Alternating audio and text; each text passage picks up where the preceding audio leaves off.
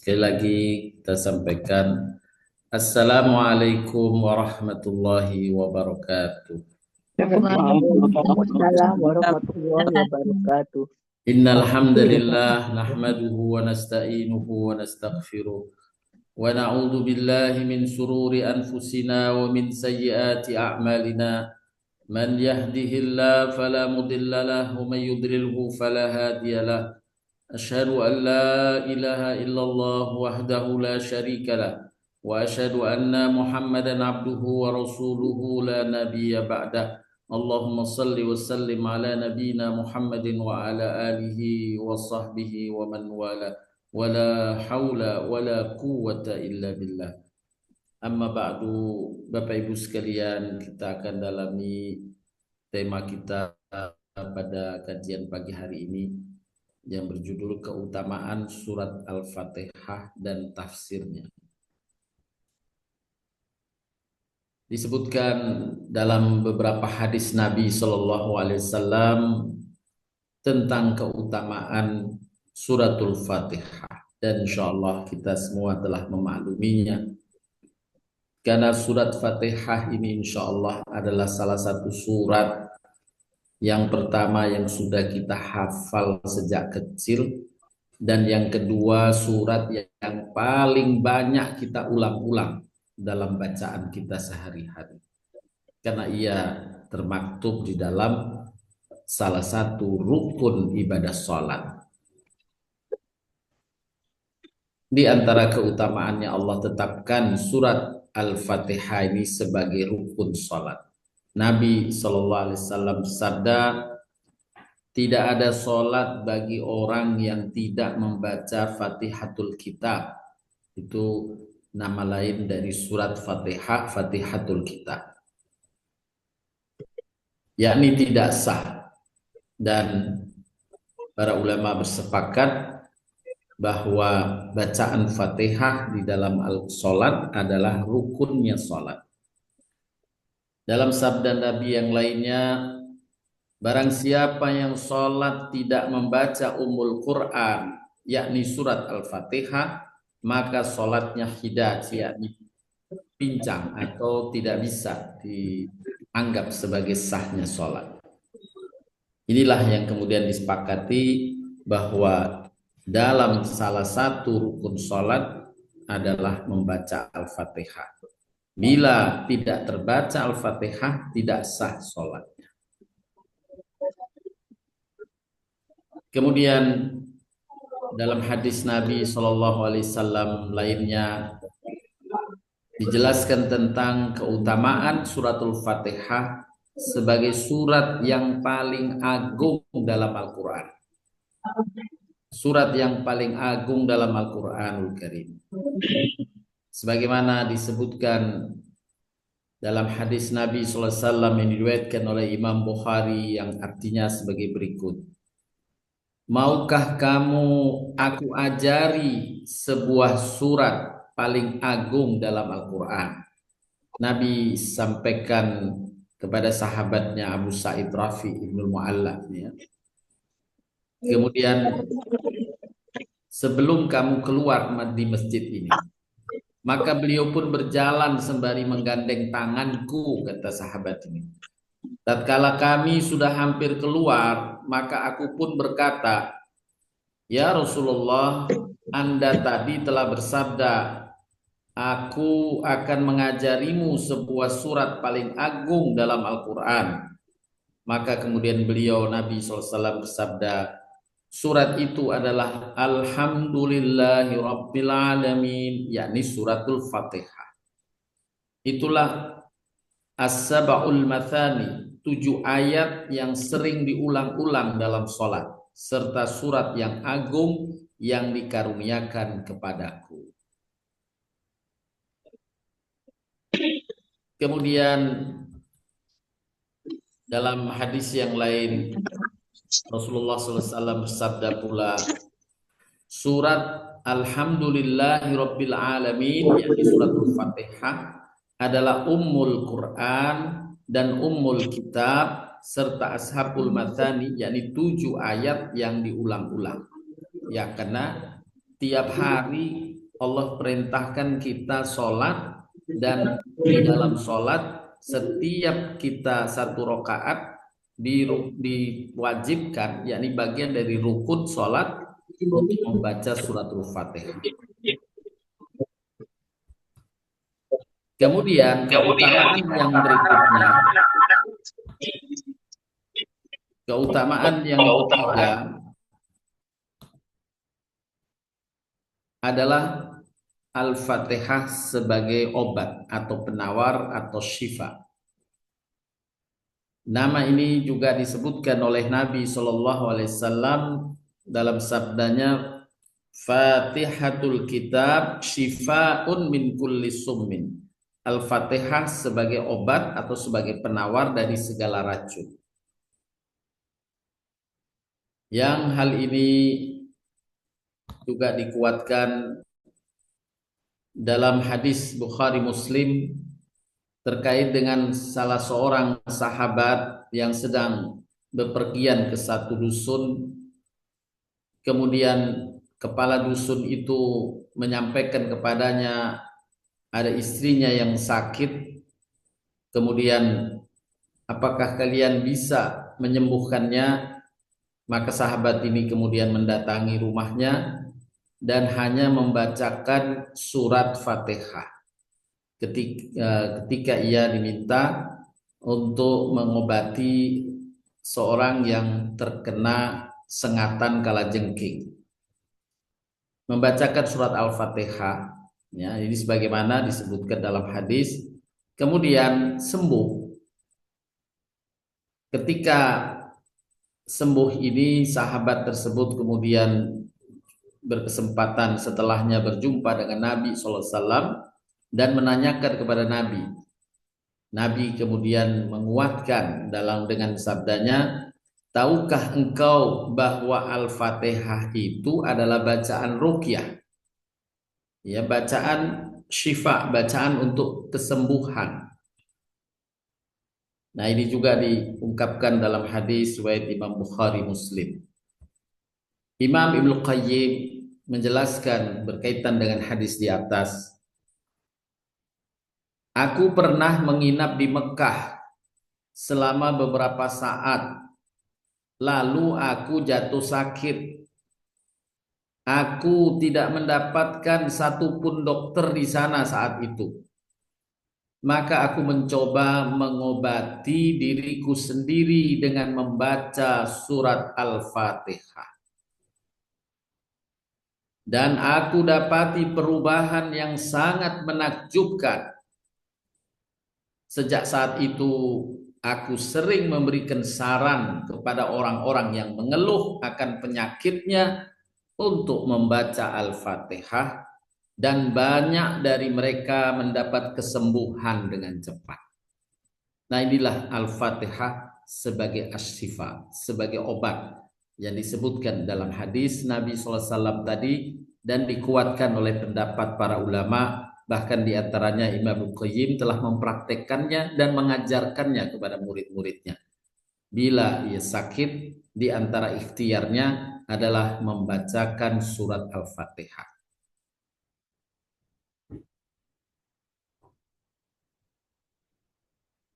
Bapak Ibu sekalian yang dirahmati dan diberkahi Allah Subhanahu wa taala. Selanjutnya kita akan bahas tentang penafsiran dari suratul Fatihah setiap ayatnya. Suratul Fatihah diawali dengan ayat Bismillahirrahmanirrahim.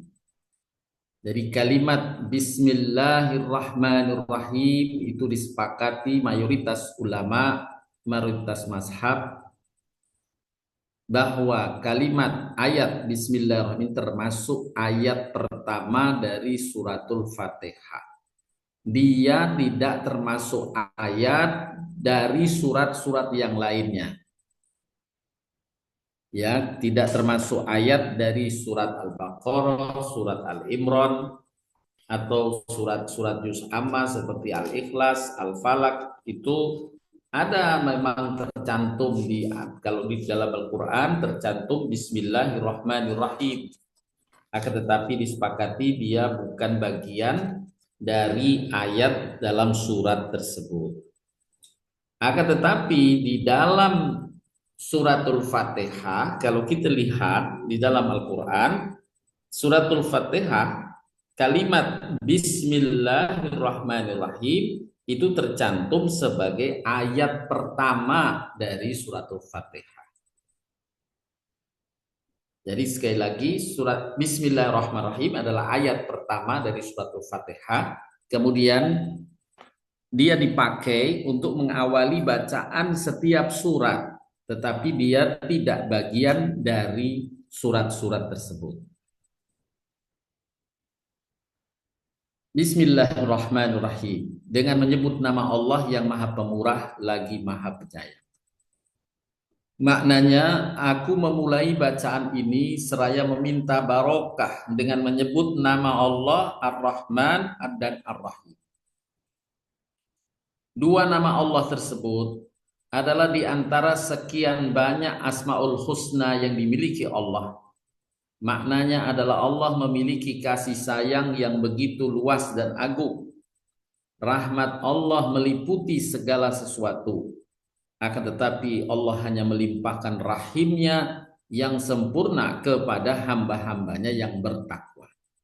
Sekali lagi, rahmat Allah mencakup segala hal.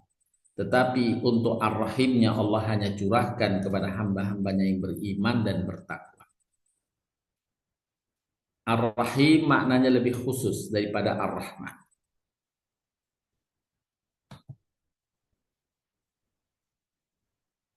Bacaan basmalah ini, Bismillahirrahmanirrahim, selain tadi dijadikan ayat pertama dari surat Al-Fatihah, di dalam Al-Quran juga dicantumkan dalam surat An-Naml, dikisahkan setiap Nabi Sulaiman membuat surat, maka ditulis di atasnya Bismillahirrahmanirrahim.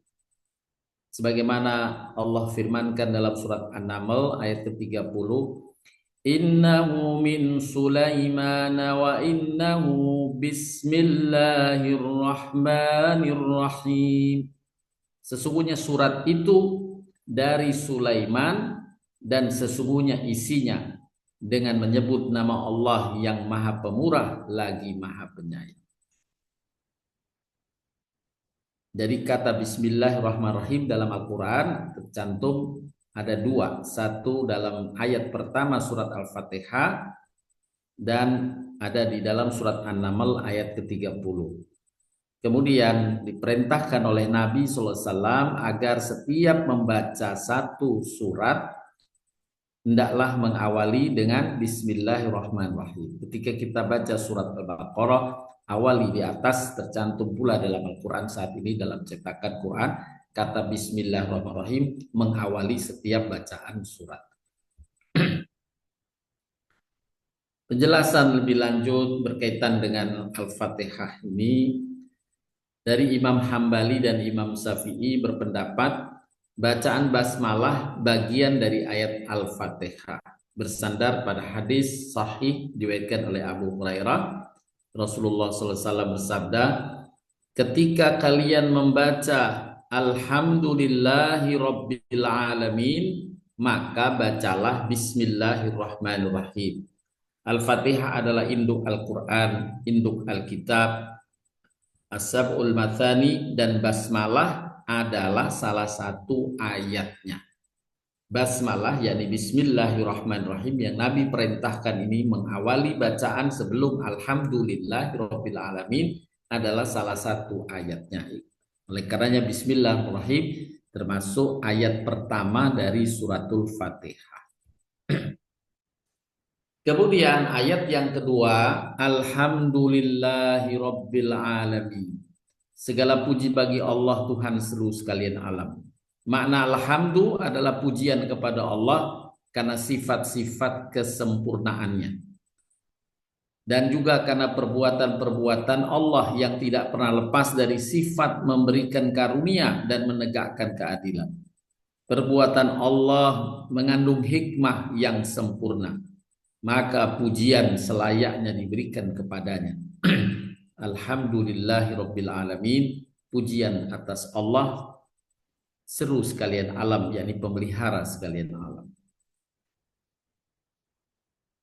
Dalam firman Allah surat Ibrahim dan juga dikuatkan dalam hadis Nabi SAW tentang ucapan alhamdulillah ini sebagai implementasi rasa syukur kita kehadirat Allah Subhanahu wa taala.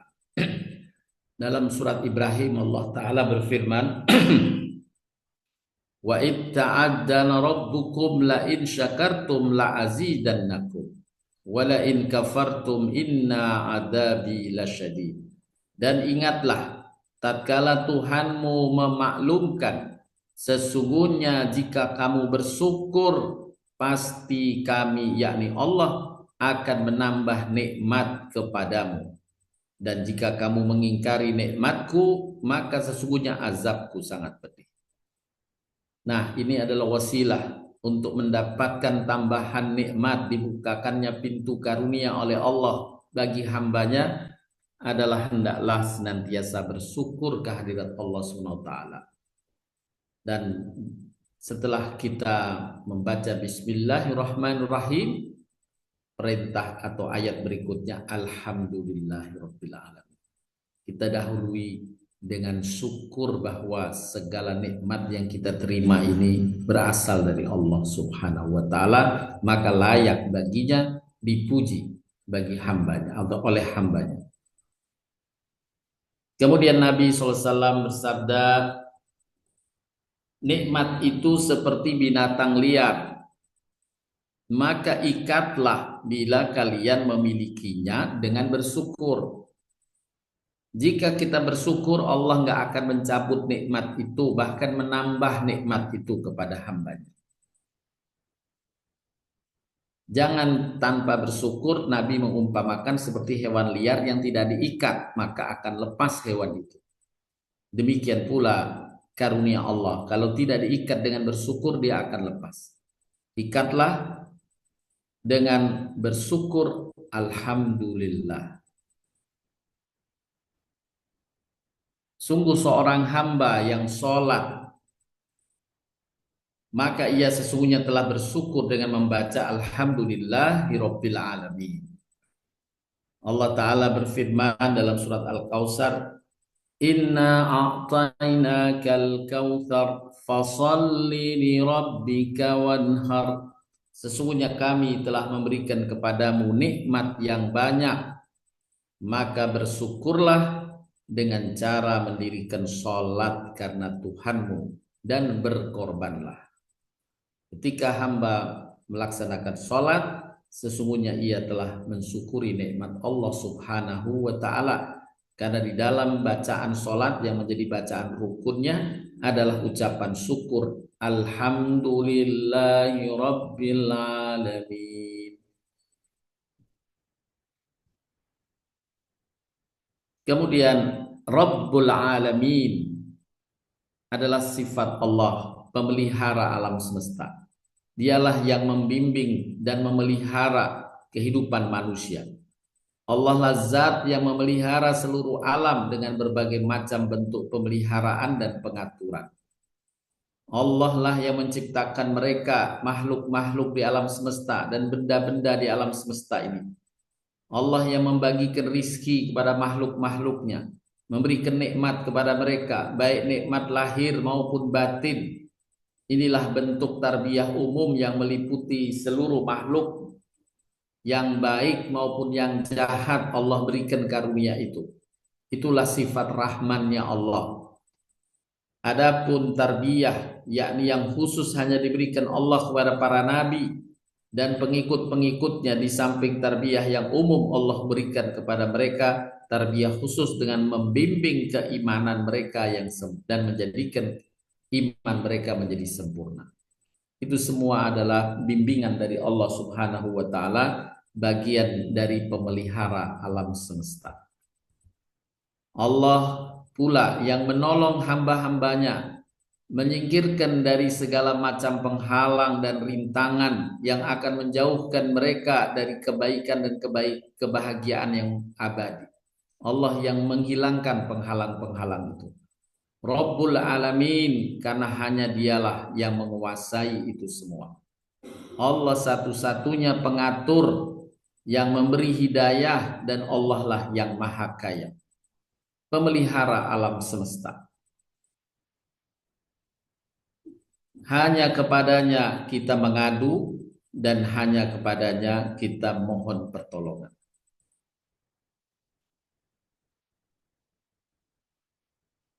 Kemudian Bapak Ibu sekalian, setelah ayat kedua tadi, Alhamdulillahirabbil alamin, Allah mengulang kembali Ar-Rahmanir Rahim, yang maha pemurah lagi penyayang.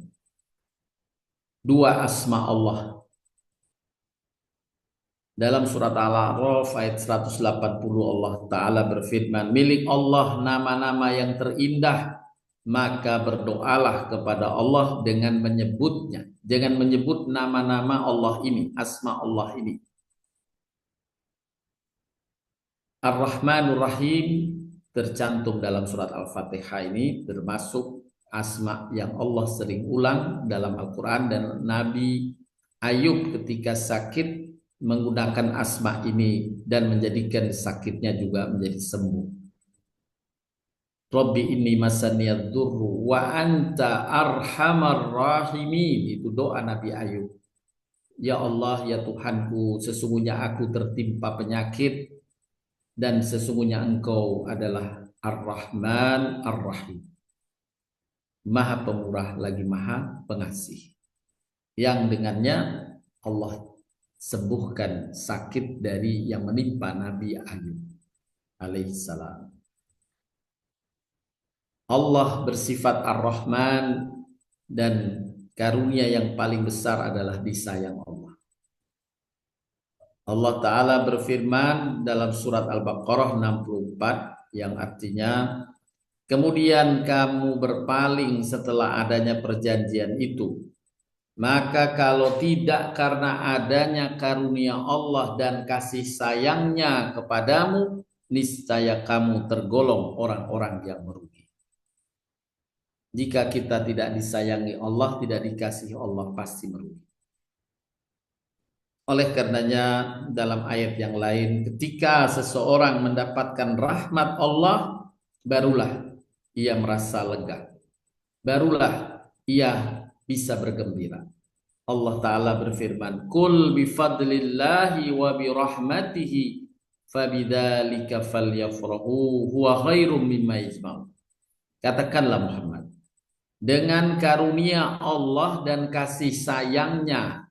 Jadi kalau hanya dapat karunia, rizki misalnya, bisa jadi rizki diberikan oleh Allah karena sifat kepemurahannya, tapi Allah tidak mengasihinya. Allah sedang murka, ya, seperti Qarun yang diabadikan dalam Al-Quran, umatnya Nabi Musa alaihissalam diberikan kekayaan, tapi ia tidak beriman dan tidak mentaati apa yang Allah perintahkan melalui Musa itu. Maka Qarun dapat kekayaan, tapi kekayaannya sifatnya istidraj, tidak dalam kasih sayang Allah. Maka hendaklah ketika kita mendapatkan karunia, kita ikat terlebih dahulu karunia ini dengan rahmannya Allah, dengan rahimnya Allah, untuk memastikan bahwa karunia ini benar-benar dilimpahkan Allah karena kasih sayangnya kepada kita. Salah satu pengikatnya diantaranya adalah kita berucap Alhamdulillah.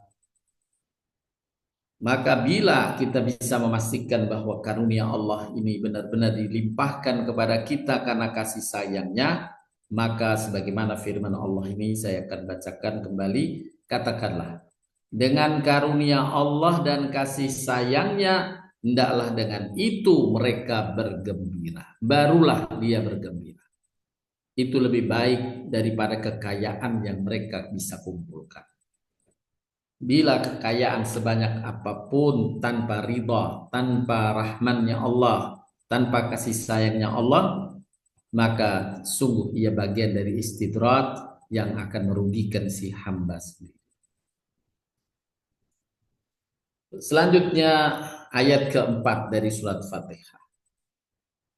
Maliki yaumiddin. Dialah Allah yang menguasai hari pembalasan. Malik adalah zat yang memiliki kekuasaan atau penguasa. Penguasa berhak memerintah dan melarang orang yang berada di bawah kekuasaannya. Allah juga yang berhak memberi ganjaran pahala dan menjatuhkan hukuman kepada hamba-hambanya yang melakukan kezaliman dan kesalahan.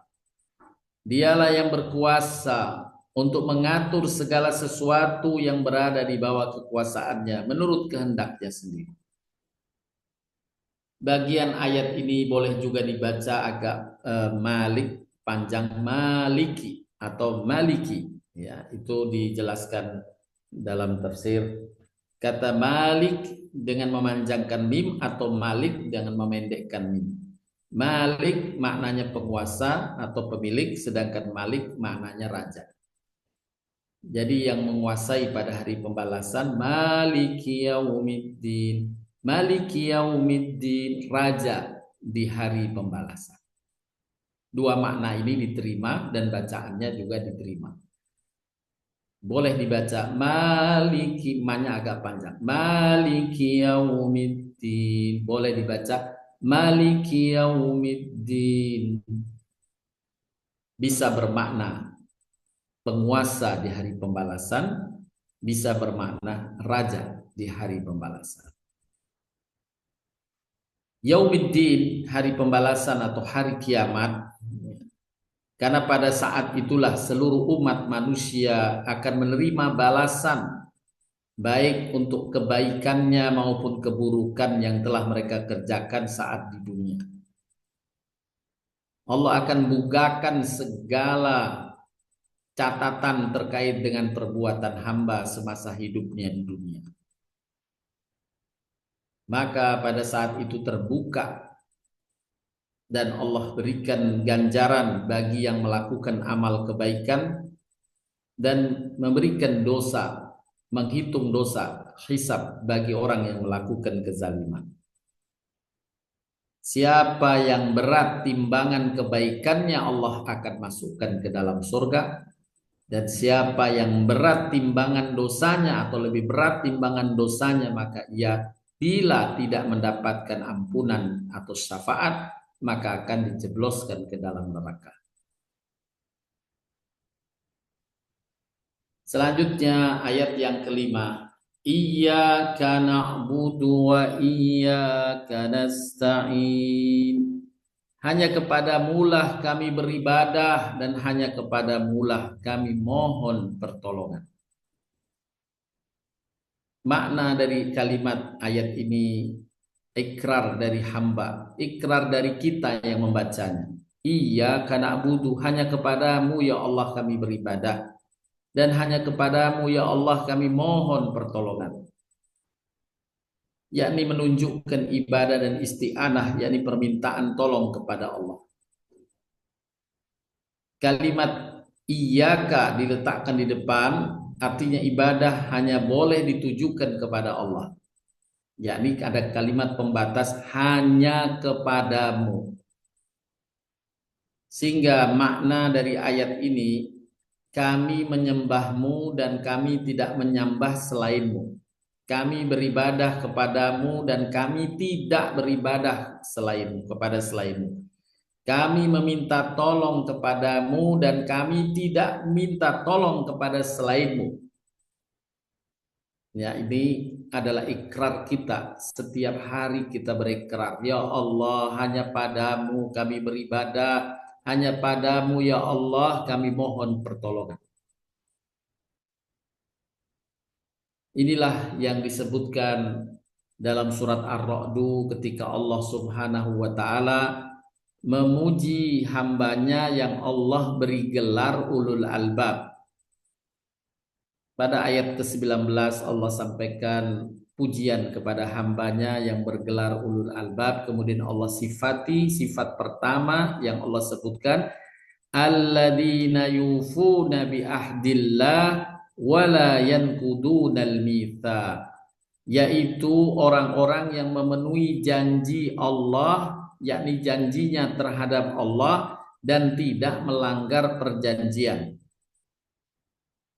Dalam tafsir Ibnu Katsir juga dijelaskan oleh Imam Ibnu Qayyim. Yang dimaksud dengan memenuhi janjinya terhadap Allah dalam surat Ar-Ra'd ini adalah janji kita membaca syahadat, itu janji kita, ikrar kita. Juga kalimat yang kita ucapkan setiap hari dalam sholat, iyyaka na'budu wa iyyaka nasta'in, ini juga janji kita.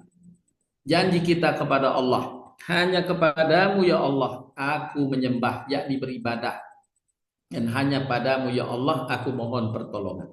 Kita mentauhidkan Allah dalam penyembahan, mentauhidkan Allah dalam permohonan. Tidak kita menyekutukan Allah dengan yang lain dalam penyembahan, dan tidak menyekutukan Allah dalam hal berdoa kita kepada.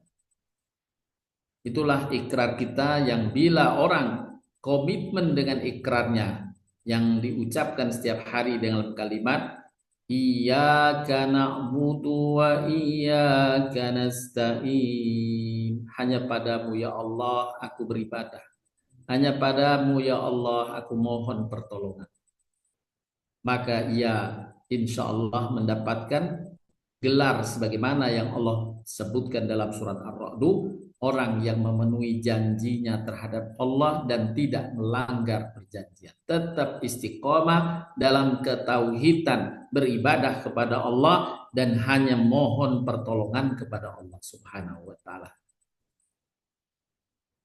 Lebih lanjut disebutkan oleh para ulama, di antaranya Syekh Abdurrahman Asy-Sya'di dalam kitab tafsirnya pula, beliau menyampaikan didahulukannya ibadah sebelum isti'anah dalam ikrar tadi. Hanya padamu ya Allah kami beribadah. Kemudian isti'anahnya adalah memohon pertolongan, dan hanya padamu ya Allah aku mohon pertolongan. Didahulukan ibadah merupakan petunjuk bahwa hendaknya kita mendahulukan wasilah sebelum memohon sesuatu kepada Allah. Kita memenuhi apa yang Allah perintahkan sebelum kita minta. Inilah wasilah.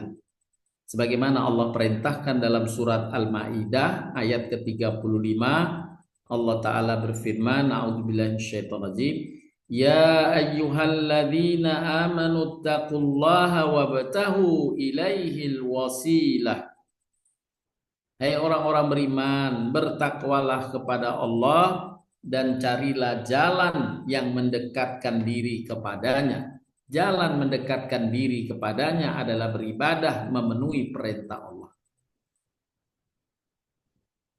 Jadi semisal apa yang dilakukan oleh Nabi Musa alaihissalam yang dijelaskan oleh Allah dalam firman surat Al-Qasas, Nabi Musa sebelum mohon pertolongan dengan doa yang dicantumkan dalam ayat itu, Rabbi inni lima anzalta ilayya min khairin fakir, itu doa Nabi Musa disebutkan dalam surat Al-Qasas. Sebelum Nabi Musa berdoa itu, Nabi Musa mencari orang yang bisa dia tolong.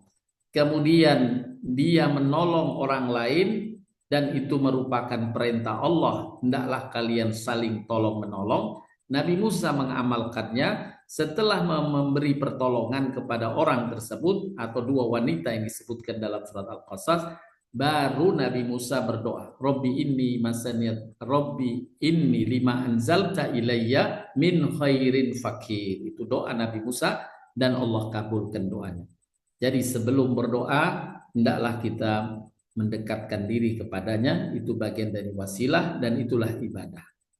Ibadah ada ibadah mahdhah, ada ibadah hablum minallah, juga tergolong ibadah memenuhi perintah Allah dalam hubungan kita kepada sesama, hablum minannas.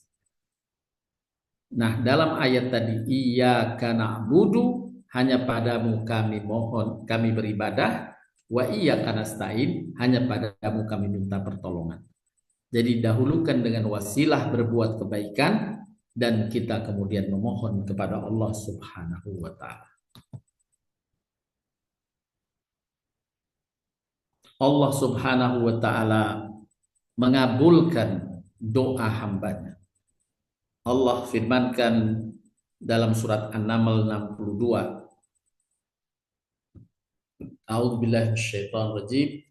أَمَّنْ يُجِيبُ الْمُضْطَرَّ إِذَا دَعَاهُ وَيَكْشِفُ السُّوءَ وَيَجْعَلُكُمْ خُلَفَاءَ الْأَرْضِ أَإِلَٰهٌ مَّعَ اللَّهِ قَلِيلًا مَّا تَذَكَّرُونَ.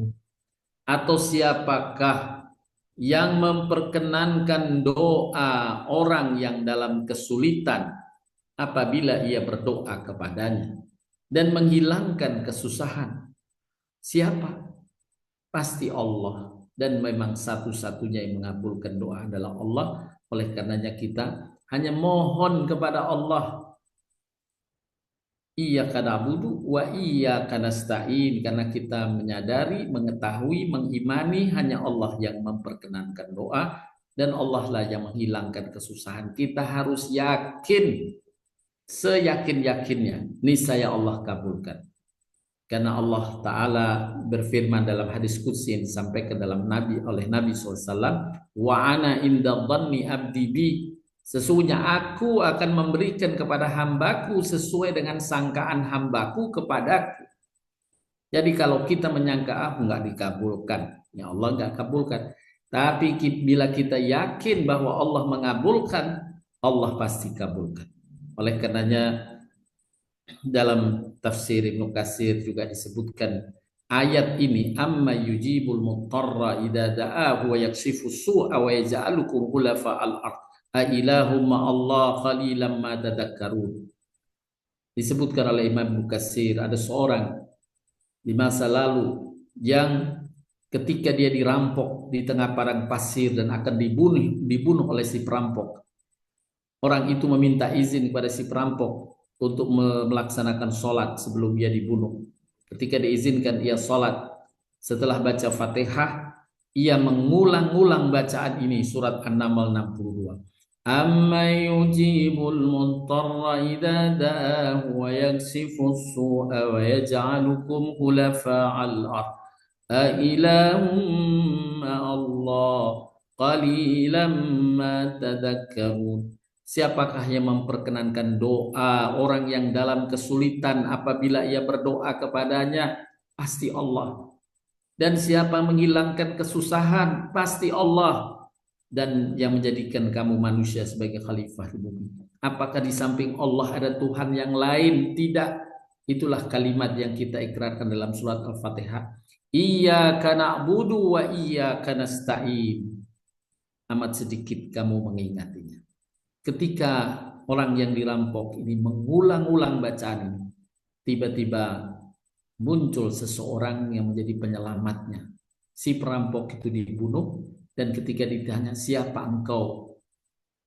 Orang yang baru datang itu mengatakan, aku adalah utusan Allah yang memperkenankan doa orang yang dalam kesulitan, yang memperkenankan doa hambanya yang kesusahan, yakni malaikat yang Allah berikan tugas menyamar sebagai manusia untuk menolong si hamba Allah tadi yang berdoa dan meyakini tentang apa yang dia ikrarkan, bahwa Allah lah yang memperkenankan doa orang yang kesulitan dan menghilangkan kesusahan. Selanjutnya setelah ayat iyyaka na'budu wa iyyaka nasta'in, ayat ke-6 dari surat Fatihah, ihdinas siratal mustaqim, tunjukilah kami jalan yang lurus. Tunjukilah, bimbinglah, berikan taufik kepada kami untuk meniti siratal mustaqim, yaitu jalan yang lurus. Jalan ini adalah jalan yang terang dan jelas, serta mengantarkan orang yang berjalan di atasnya sampai kepada Allah dan berhasil menggapai surganya Allah. Hakikat jalan yang lurus, yakni siratal mustaqim, adalah memahami kebenaran dan mengamalkannya. Oleh karenanya, tunjukilah kami jalan yang lurus, maknanya tunjukilah kami dalam memahami kebenaran dan bisa mengamalkannya. Doa ini kita mendapatkan ilmu tentang kebenaran dan mendapatkan kesempatan untuk mengamalkannya. Kemudian ayat yang ketujuh, siratal ladzina an'amta 'alaihim ghairil maghdubi 'alaihim waladdallin, yaitu jalannya orang-orang yang Engkau berikan nikmat atas mereka, bukan jalan orang-orang yang dimurkai dan bukan jalan orang yang sesat. Siapa orang yang disebutkan dalam ayat ini orang yang diberi nikmat Allah, yaitu yang kita berharap semoga kita ditunjuki oleh Allah jalannya orang-orang yang telah diberi nikmat, yaitu jalan para nabi, jalan orang-orang yang siddiqin, jalan para syuhada, dan jalan orang-orang yang soleh. Semuanya terkumpul dalam jalan yang sama, sebagaimana Allah firmankan dalam surat An-Nisa ayat ke-69. Jadi ketika kita ihdinas siratal mustaqim siratal ladzina an'amta 'alaihim, jalan orang-orang yang diberi nikmat itu Allah tegaskan dalam surat An-Nisa. Barang siapa yang mentaati Allah dan Rasul-Nya, semoga kita termasuk di dalamnya, mereka itu akan bersama-sama dengan orang-orang yang dianugerahi nikmat oleh Allah. Orang-orang yang dianugerahi nikmat oleh Allah. Dan itulah yang kita minta dalam surat Al-Fatihah. Siratal ladzina an'amta 'alaihim, yaitu jalan orang-orang yang telah Engkau beri nikmat. Dan Allah jelaskan dalam surat An-Nisa 69, jalan orang yang Allah beri nikmat. Siapa mereka yang diberi nikmat oleh Allah? Yaitu para nabi, para siddiqin, orang-orang yang mati syahid, dan orang-orang yang soleh. Mereka itulah teman yang sebaik-baiknya. Wa hasuna ulaika rafiqa. Merekalah teman sebaik-baiknya. Maka semoga kita semuanya berada dalam pertemanan, persahabatan, perkawanan dengan orang-orang yang telah diberi nikmat oleh Allah, yang Allah sebutkan orang-orang yang soleh, orang-orang yang mati syahid, orang-orang siddiqin, dan para nabi. Ini yang kita minta dalam kalimat siratal ladzina an'amta 'alaihim. Ihdinas siratal mustaqim siratal ladzina an'amta 'alaihim. Tunjukilah kami jalan yang lurus, yaitu jalan hamba-hambamu yang telah Engkau beri nikmat. Kemudian dalam ayat surat Shad ayat 45-47 Allah mensifati sifat para hambanya, para nabi siddiqin, orang-orang yang diberi nikmat tadi, sebagaimana firman-Nya, wadhkur ibadana Ibrahim wa Ishaq wa Yaqub ulil aidi wal absar Ihna akhlasnahum bi khalisatin dzikrad darar wa innahum indana laminal mustafainil ahya. Dan ingatlah hamba-hamba kami Ibrahim, Ishak, dan Yakub yang mempunyai amal-amal yang besar dan ilmu-ilmu yang tinggi. Digandengkan dalam sifat ini amal yang banyak, yang besar, yang memberi manfaat pada banyak orang, yang disandarkan pada ilmu-ilmu yang tinggi. Maka kuncinya adalah memang mengilmui, sebagaimana yang Allah firmankan bahwa Allah menurunkan Al-Quran pertama kali kepada Nabi SAW dengan perintah untuk mengilmui, yaitu dengan kalimat Iqra, bacalah. Tentu ini dimaksud dengan Iqra, bacalah adalah hendaklah kalian mengilmui kebenaran, mengilmui kebaikan. Kemudian dengan ilmu itu kita bisa mengimplementasikannya dalam amal yang benar. Inilah yang diungkapkan sifat mereka yang mendapatkan nikmat besar dari Allah, mempunyai amal yang besar dan ilmu yang tinggi.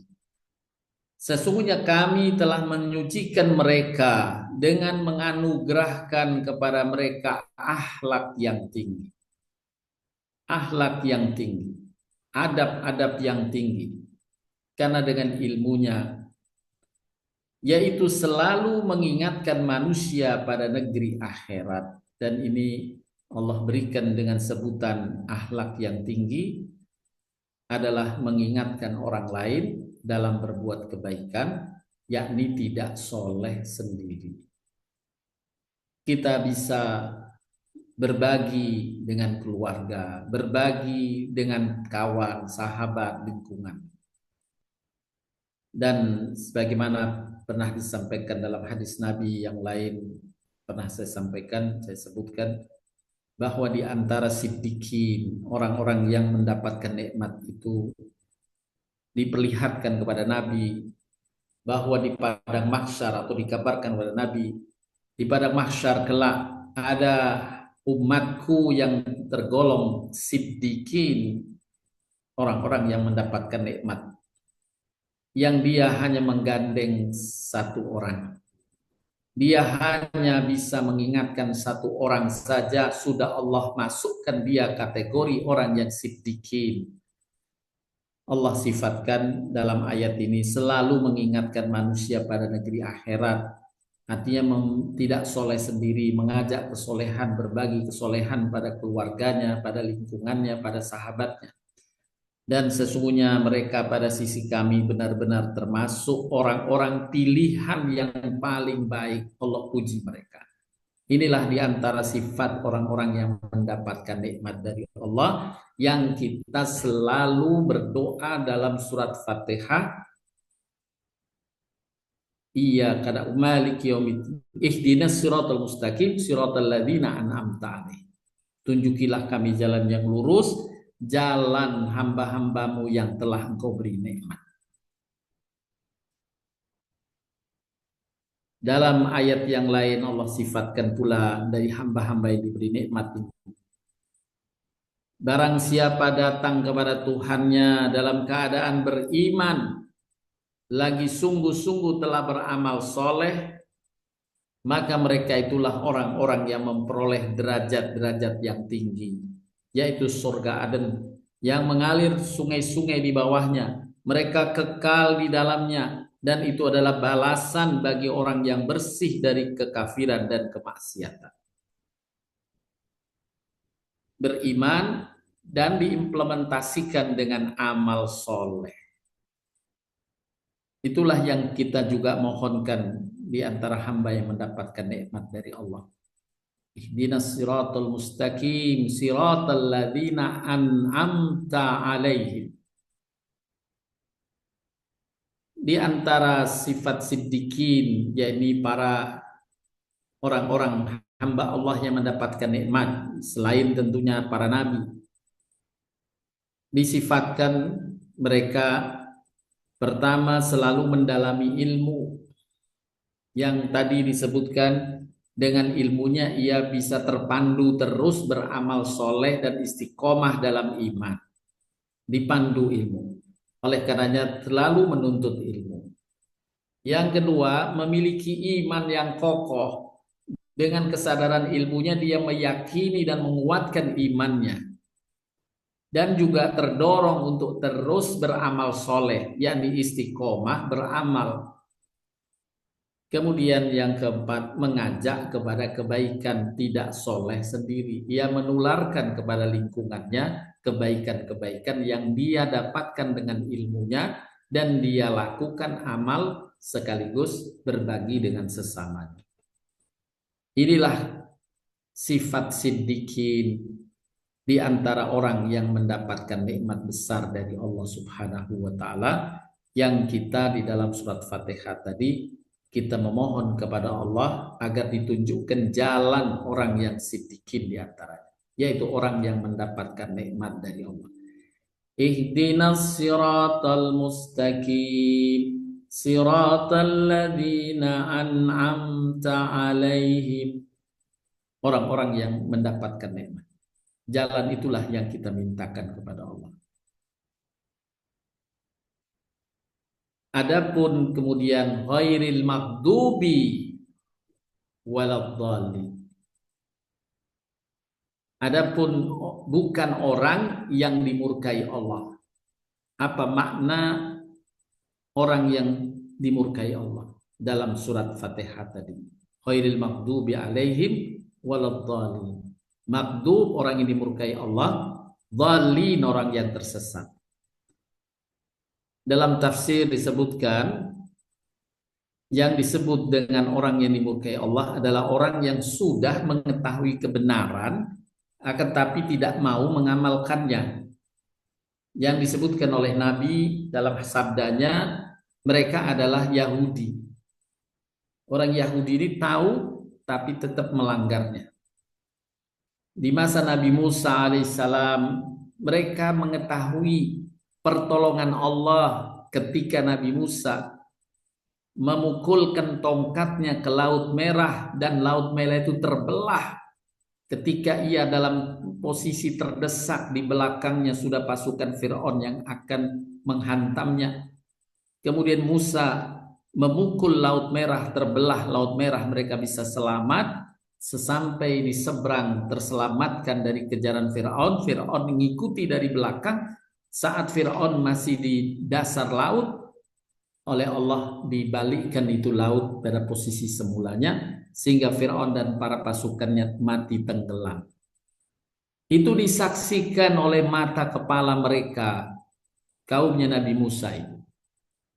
Tapi ia tetap melanggar Nabi Musa alaihissalam. Apa yang Allah perintahkan melalui Musa, mereka tidak mempercayainya. Nah, itulah di antara sifat Yahudi yang Allah sebutkan dengan gelar orang yang dimurkai Allah. Sedangkan orang yang tersesat adalah orang yang tidak mengamalkan kebenaran karena kebodohan dan kesesatan mereka. Contohnya adalah orang Nasrani. Jadi mereka sebenarnya mau berupaya mau taat kepada Allah, tapi disimpangkan dan tidak tersadar, sehingga menjadikan Isa alaihissalam sebagai tersesatkan oleh kaum Yahudi, ya, yang menyampaikan bahwa Isa adalah anak Tuhan dan mereka mengikutinya. Ini adalah ketersesatan.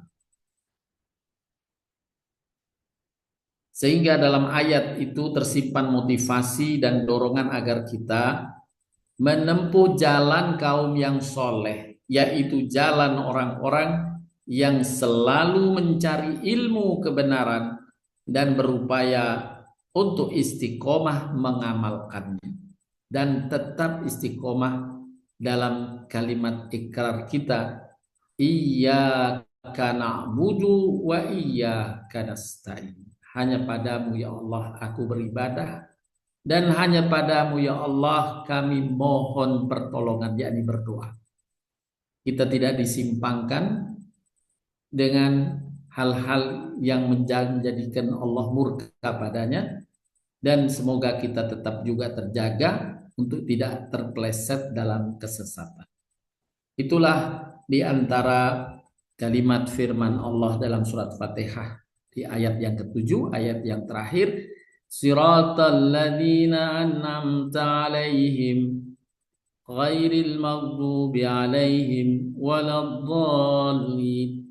Kita memohon petunjuk agar kita berada pada jalan orang-orang yang diberikan nikmat, bukan jalan orang yang dimurkai, dan bukan jalan orang yang tersesat. Bapak Ibu sekalian yang dirahmati Allah Subhanahu wa taala. Selanjutnya berkaitan dengan bacaan Al-Fatihah, disebutkan dalam hadis qudsi bahwa Allah taala berfirman, aku membagi bacaan Fatihah antara aku dan hambaku menjadi dua bagian. Apabila hambaku berkata, Alhamdulillahi Rabbil Alamin. Allah menjawab, yakni aku menjawab, kata Allah, hambaku memujiku. Ketika kita berucap Alhamdulillahi Rabbil Alamin, Allah berfirman, hambaku memujiku. Apabila hambaku berkata Ar-Rahmanir Rahim, Allah menjawab, hambaku menyanjungku. Apabila hambaku berkata Maliki Yaumiddin, Allah menjawab, hambaku mengagungkanku. Dan apabila hamba berkata Iyyaka na'budu wa iyyaka nasta'in, Allah berfirman, ini adalah dua bagian antaraku dan hambaku. Dan untuk hambaku apa yang dia inginkan. Apabila hamba mengucapkan ihdinas siratal mustaqim siratal ladzina an'amta 'alaihim ghairil maghdubi 'alaihim waladdallin. Allah berfirman, ini untuk hambaku dan hambaku mendapatkan sesuatu yang dia minta. Subhanallah. Inilah dialog ketika kita membaca Fatihah. Allah ungkapkan dalam hadis qudsi disampaikan Nabi bahwa ketika hamba membaca ayat-ayat Al-Fatihah, Allah menyambutnya seolah kita sedang berdialog kepada Allah Subhanahu wa ta'ala. Dan ujungnya ketika kita sampai pada ujaran kalimat ihdinas siratal mustaqim siratal ladzina an'amta 'alaihim ghairil maghdubi 'alaihim waladdallin, Allah menyambut ucapan kita dengan berseru, ini untuk hambaku dan hambaku mendapatkan sesuatu yang dia minta. Allah akan kabulkan. Allah akan selalu jaga dan beri petunjuk kepada hambanya untuk tetap berada dalam kenikmatan, jalan kenikmatan, jalan orang-orang yang telah Allah beri nikmat itu, sebagaimana yang diminta oleh hamba. Bapak Ibu sekalian, itulah di antara bahasan tentang keutamaan suratul Fatihah dan tafsir yang dijelaskan dalam Ibnu Katsir dan juga tafsir Asy-Sya'di, dan saya nukilkan juga penjelasan Imam Al-Qayyim tadi. Kita akan cukupkan dengan mengulang bacaan Fatihah berikut ini. A'udzu billahi minasy syaithanir rajim. Bismillahirrahmanirrahim. Alhamdulillahi Rabbil Alamin. Ar-Rahmanir Rahim. Maliki Yaumiddin. Iyyaka na'budu wa iyyaka nasta'in. Ihdinas siratal mustaqim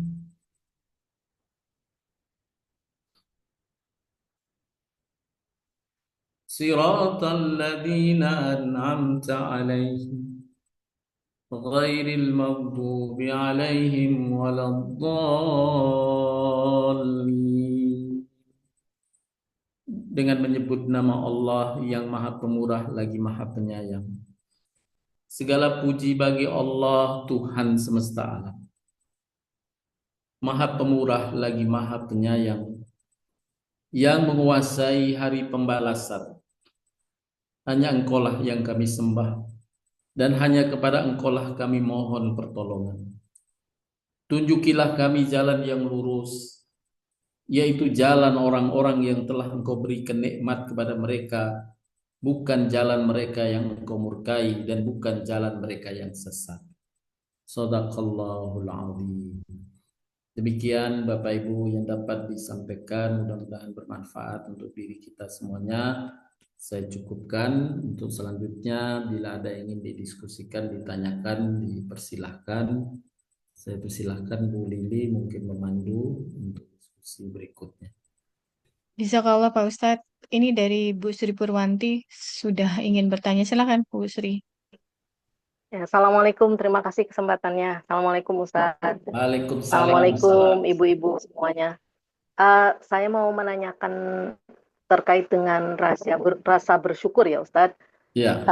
Dengan kaitannya dengan takdir juga. Jadi begini, yang menjadi pertanyaan saya adalah kan semua manusia itu sudah punya takdir.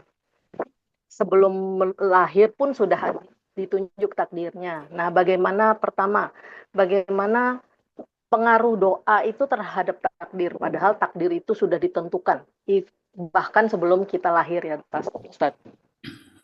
Baik. Yang kedua, terkait dengan rasa bersyukur, karena kita ini sudah bersyukur sekali bahwa kita ditunjuk menjadi muslim gitu. Nah, apakah itu menjadi bagaimana membedakan apakah itu rasa bersyukur atau sombong kalau kita merasa bahwa terhadap agama lain ya Ustadz ya, misalnya saya bersyukur saya dilahirkan sebagai muslim begitu. Nah, bagaimana ini menyikapinya supaya tidak menjadi sombong gitu, karena kita kan hati kita nih gampang dibolak-balik gitu Ustadz. Jadi itu Ustadz, insya Allah pertanyaan saya tidak menyulitkan atau Baik, tidak. Assalamualaikum warahmatullahi wabarakatuh. Jazakillah Ustaz. Assalamualaikum. Baik Bu Sri, yang pertama perlu kita pahami bahwa takdir yang Allah tetapkan di Lauhul Mahfuz itu para ulama menjelaskan ada dua bentuk takdir bila menimpa ke manusia, yaitu takdir mu'allaq dan takdir mubram. Takdir mu'allaq adalah takdir di mana Allah Subhanahu wa taala dengan ilmunya masih membuka kesempatan menunggu perubahan yang bisa dilakukan oleh si hamba. Ya, itu takdir mu'allaq.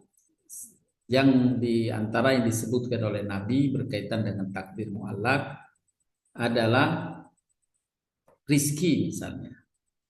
Ya, Allah menetapkan pada awalnya rizki hamba sejumlah X. Kemudian Allah berikan kesempatan pada hamba untuk berikhtiar mendapatkan rizki atau dibukakan tambahan rizki. Di antaranya disebutkan bersedekah akan nambah rizki, ya. Kemudian bersilaturahim akan nambah rizki, ya. Menolong orang juga akan nambah rizki. Jadi diberikan kesempatan untuk berikhtiar agar si hamba bila berikhtiar maka Allah hargai ikhtiar mereka dan Allah akan intervensi takdir yang awal itu, yaitu yang disebut takdir mu'allaq. Jadi takdir kalau masuk kategori mu'allaq masih dia bisa berubah sesuai dengan ikhtiar yang Allah telah berikan kesempatan berikhtiar semacam itu. Kemudian yang kedua ada takdir mubram yang tidak bisa lagi berubah, ya. Allah tidak berikan perubahan itu di takdir mubram. Contoh diantaranya takdir mubram adalah seorang yang dilahirkan sebagai laki-laki, dia tidak bisa berikhtiar kemudian jadi perempuan. Tidak, itu menyalahi takdirnya. Ya, itu contoh takdir mubram. Jadi kalau kita melihat sesuatu itu bagian dari takdir mu'allaq, ya, seperti mendapatkan ilmu, mendapatkan hidayah, kita bisa lebih soleh dan sebagainya, itu bagian takdir mu'allaq yang kita harus tunjang dengan ikhtiar-ikhtiar yang memang Allah telah tunjukkan. Maka insya Allah Allah akan karuniakan perubahan bagi takdir tadi. Jadi tidak bisa kan takdir sebelumnya kita tidak tahu juga. Jadi jika Allah membuka peluang untuk itu kita usahakan dengan ikhtiar yang Allah dan Rasulnya telah tunjukkan. Jadi bisa berubah dari takdir yang Allah telah tetapkan sebelumnya, yaitu takdir mu'allaq. Jadi sekali lagi adalah takdir mu'allaq yang takdir diberikan kesempatan oleh Allah untuk berubah, dan ada takdir mubram yang Allah tidak tetapkan perubahan di sana. Nah, kemudian untuk pertanyaan yang kedua, bila kita mendapat nikmat kita bersyukur, ya seperti tadi dicontohkan, alhamdulillah saya dilahirkan atau dalam keluarga yang saat ini saya beriman kepada Allah sebagai muslim. Nah, itu syukur yang benar, memang dibolehkan dan itu tidak masuk bagian sombong. Artinya syukur nikmat kita kepada Allah Subhanahu wa taala. Yang disebut kesombongan seperti pengingatan Nabi Musa kepada Korun, ya. Korun itu masih kerabatnya Nabi Musa, yang tapi tidak mengimani Nabi Musa. Allah limpahkan istidrak, kekayaan kepada Korun yang besar. Kemudian Nabi Musa mengingatkan Korun, ya, bahwa ini karunia Allah yang Allah limpahkan kepadamu. Apa jawaban Korun? Korun mengatakan, ini karena kekayaan yang aku peroleh, ini karena kepintaranku, wahai Musa. Nah, itu kesombongan karena kepintaranku. Ya, kalau dia mengatakan, seandainya dia mengatakan, iya benar ini karunia Allah yang besar, nah itu bersyukur. Tapi ketika Nabi Musa mengingatkan ini bahwa ini karunia Allah, Korun malah membantah dan mengatakan, ini kekayaan yang aku miliki karena kepintaranku. Maka itu kesombongan, dan itu yang menyebabkan Allah murka kepada Korun, dan ditenggelamkanlah kekayaan itu oleh Allah, yang sampai sekarang kemudian dijadikan satu istilah harta karun. Nah, itu sebenarnya pada penjelasan Al-Quran terkait dengan Korun yang kaya. Nah, jadi dia kalau disandarkan pada diri itu yang berkesombongan, tapi kalau disandarkan pada Allah tidak, itu bagian dari syukur nikmat kepada Allah. Terima Begitu kasih Bu Ustaz. Sri. Ya, jazakallah. Iya. Berikutnya Silakan. silakan. Ya, ada Bu Susi, Pak. Ya, Ustadz. silakan Bu Susi. Baik, Assalamualaikum warahmatullahi wabarakatuh, Pak Ustadz. Waalaikumsalam warahmatullahi wabarakatuh. Terima kasih atas kesempatannya. Pak Ustadz, tadi disampaikan bahwa di dalam sholat apabila tidak membaca surat Al-Fatihah itu menjadi tidak sah. Jadi kan misalnya sholat duhur 4 rakaat ya Pak Iya. Ustadz. Misalnya katakanlah di awal sesudah surat pembuka kemudian terlupa langsung membaca ayat atau surat tanpa membaca surat Al-Fatihah.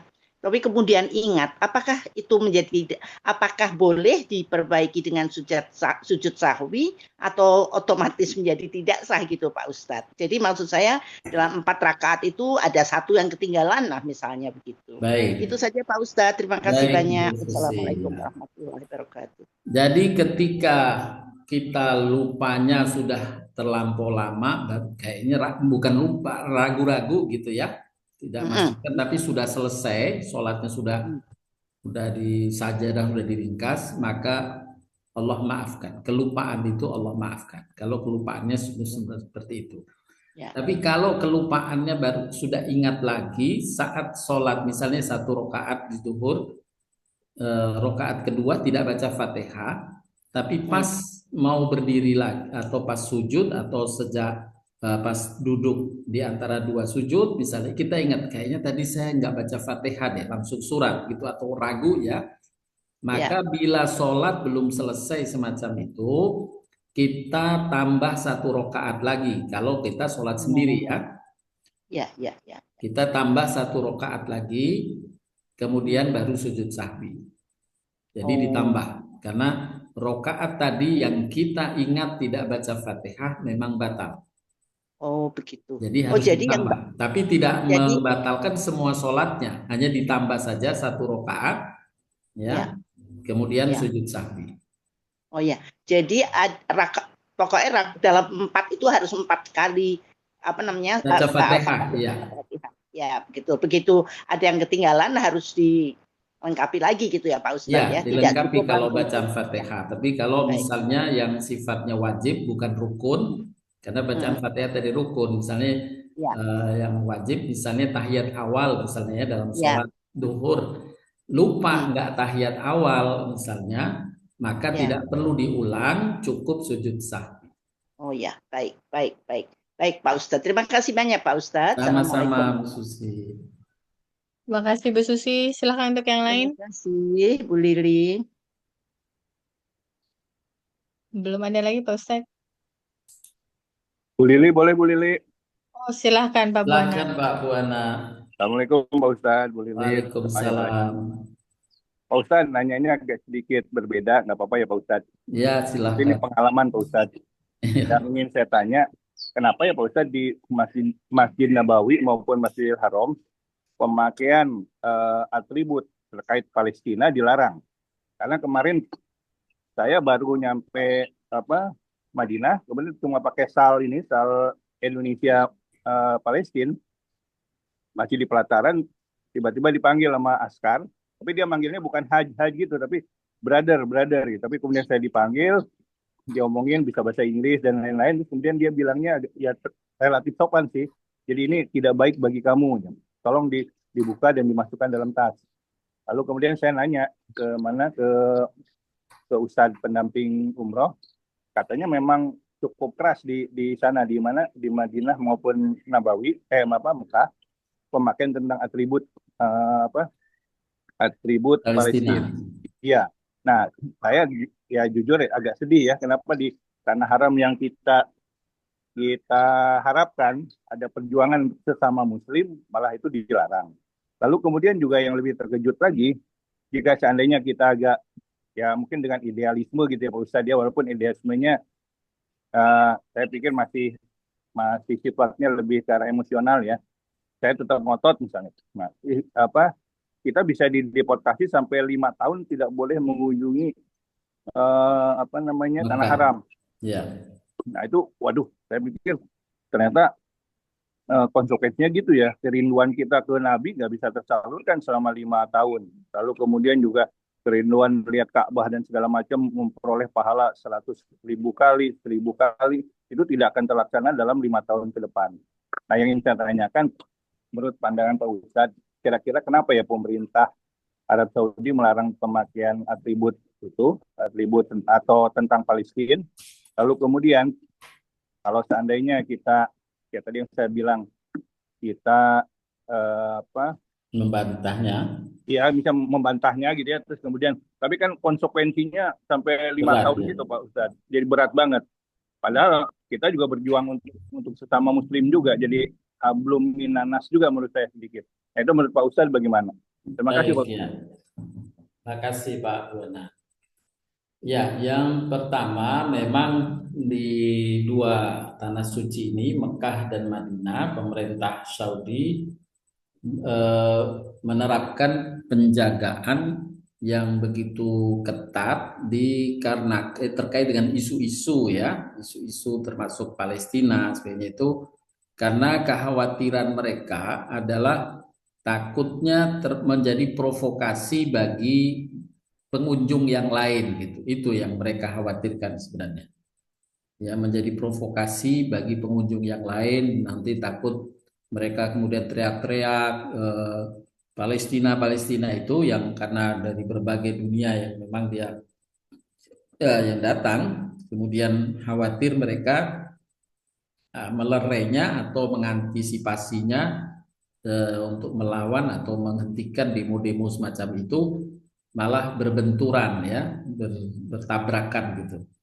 Nah, sebenarnya kekhawatirannya itu ya, dia menjaga keamanannya ya, bukan dalam pengertian tidak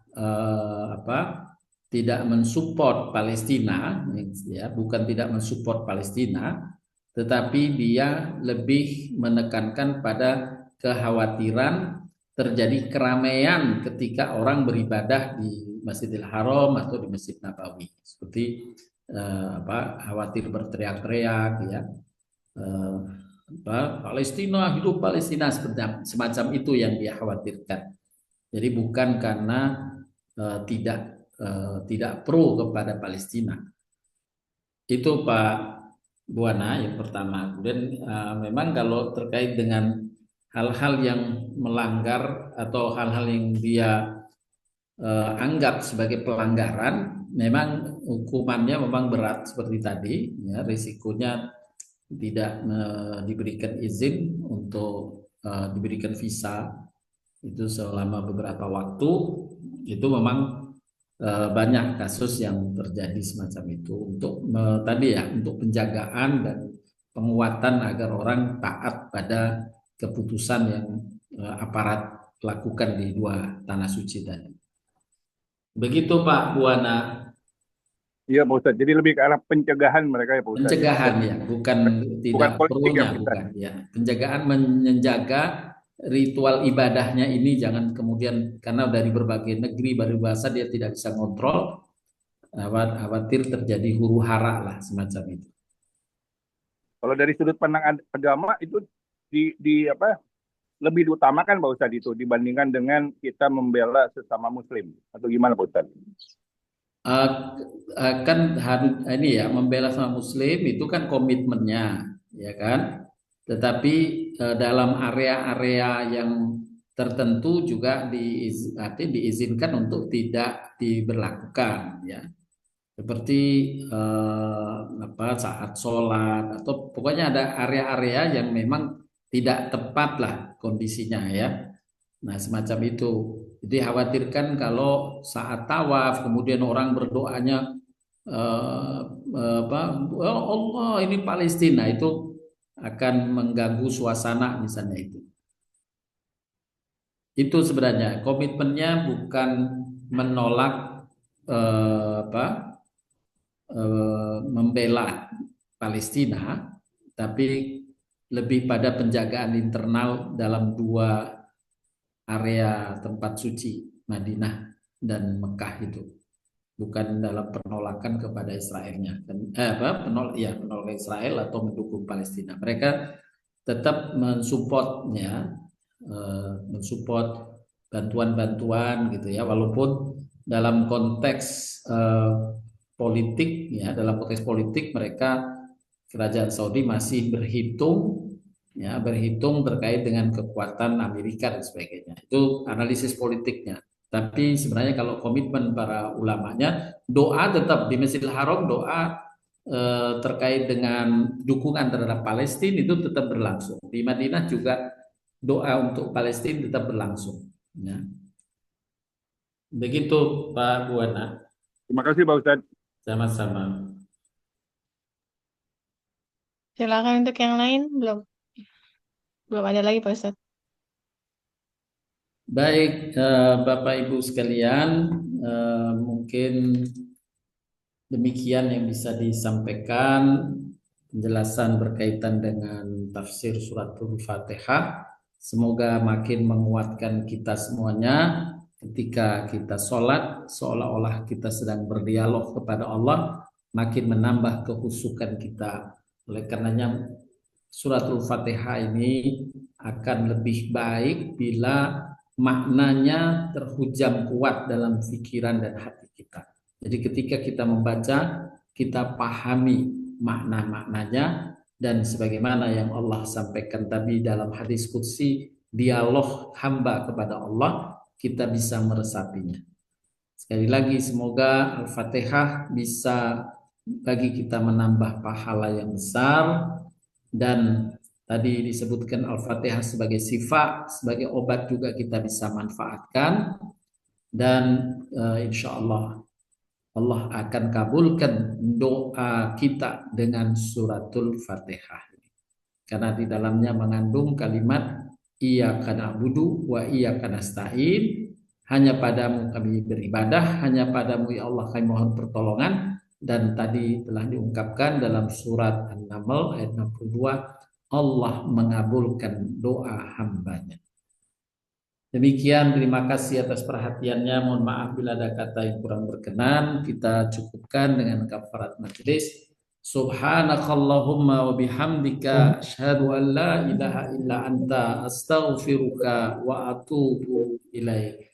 Assalamualaikum warahmatullahi wabarakatuh. Waalaikumsalam Waalaikumsalam warahmatullahi warahmatullahi wabarakatuh.